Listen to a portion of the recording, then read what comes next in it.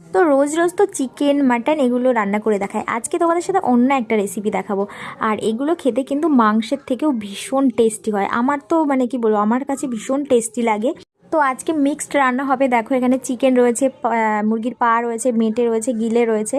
তো যাই হোক, এখানে দেখো মশলা করে নিয়েছি, মানে তো বেসিক যে মশলাগুলো লাগে সেগুলোই নিয়ে নিয়েছি। তারপর সর্ষের তেল গরম করে তাতে তেজপাতা আর গোটা জিরে ফোড়ন দিয়ে দিলাম পেঁয়াজ কুচি। আর পেঁয়াজ কুচিটা একটু লাল লাল করে ভেজে নিয়ে তার মধ্যে কিন্তু বাটা মশলাটা দিয়ে স্বাদ মতো লবণ হলুদ দিয়ে কিন্তু কষতে হবে। তার মধ্যে কিন্তু আমি একটু টমেটোও দিয়ে দিয়েছি। দেখো এবার টমেটো কুচি দিয়ে একটু কষিয়ে নেব।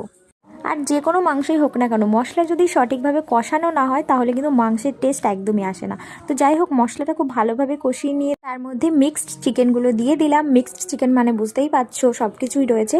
তো সেটা দিয়ে ভালো করে কষিয়ে নিয়ে, আর এর মধ্যে কিন্তু একটু আলুও দিয়ে দিয়েছি, কারণ আমার ভীষণ প্রিয় আলু। আর মাংসের মধ্যে আলু না হলে আমি একদমই খেতে পারি না। আমার মাংস না দিলেও চলবে, কিন্তু আমার আলুটা লাগবেই। তো যাই হোক, দেখো কালারটা কেমন এসছে একটু বলো তোমরাই দেখে। রান্নাটা হয়তো চটজলদি দেখানো হয়ে যাচ্ছে, কিন্তু এটা অনেকটাই সময় লেগেছিল কষাতে, কারণ গিজার্ড রয়েছে, লেগ রয়েছে, আর এটা সেদ্ধ হতে কিন্তু অনেকটাই সময় লাগে। তো যাই হোক, এদিকে রান্না প্রায় শেষের পথে, আর এদিকে আমি সব কাজগুলো গুছিয়ে নিলাম। তো নামানোর আগে কিন্তু ধনেপাতা আর গরম মশলা দিয়ে নামিয়ে নিয়েছি। আচ্ছা, এবার কালারটা দেখে বলো তো কার কার লোভ হচ্ছে। তো যাই হোক, কেমন লাগলো রেসিপিটা অবশ্যই জানিও। টাটা।